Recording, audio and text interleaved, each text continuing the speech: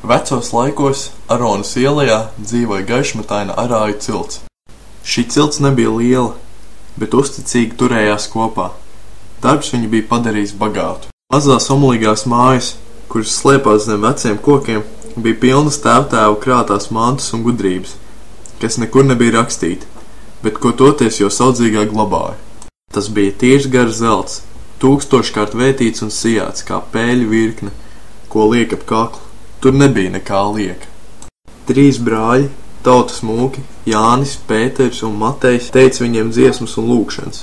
Jānim bija apaļa un smaidoša seja. Viņa balss aizkustināja dvēseli.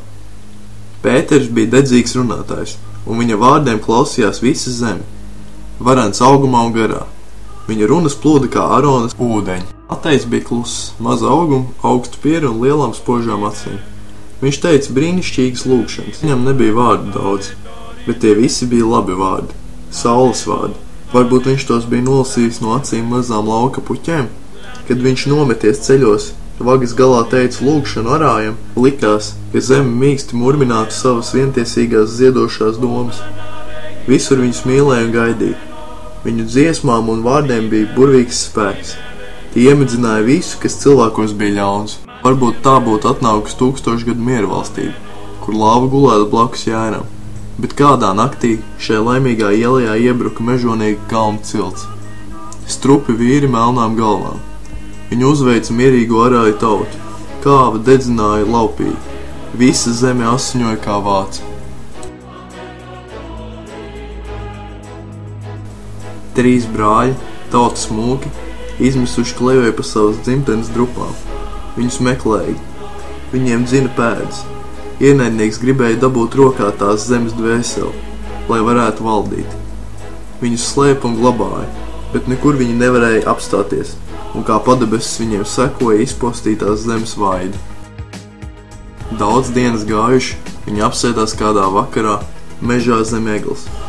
Viņi bija noguruši līdz nāvei. Dievs, liec mums nomirt, viņi murmināja. Tā brīdī viņiem pie kājām nokrita gabals maizes un gan cibaru sviestu.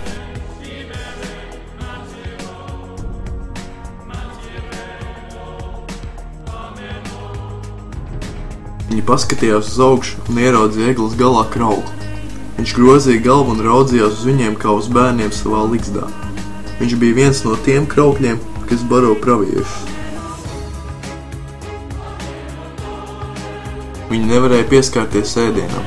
Viņiem ienāca prātā viņu nokautie brāļi, kuri gulēja pa ceļmalām uz augšu vērstām sejām un kuriem kraukļi izknāba acis.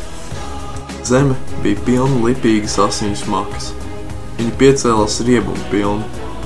Tūmā viņi atrada alu klintī un kā nobēgdāmi izmisumā pakrita uz akmeņiem. 3 brāļi, tautas mūki, iemiga un gulēja zem rozēm 300 gadu.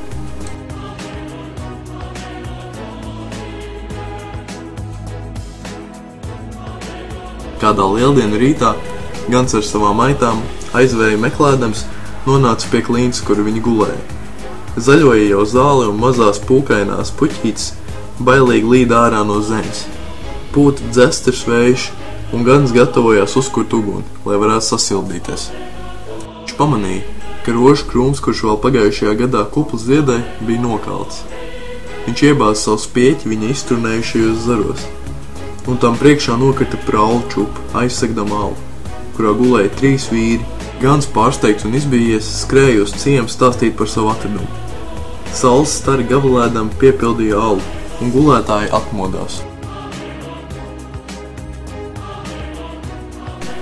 Neviens nebija viņus aizmirsis, kaut gan bija mainījušies laiki un paaudzes. Gaišmataina arāja cilts bija uzvarējis ar mieru un darbu, un meklēja un daudzināja 3 brāļus, kuri priekš daudz gadiem bija nozuduši.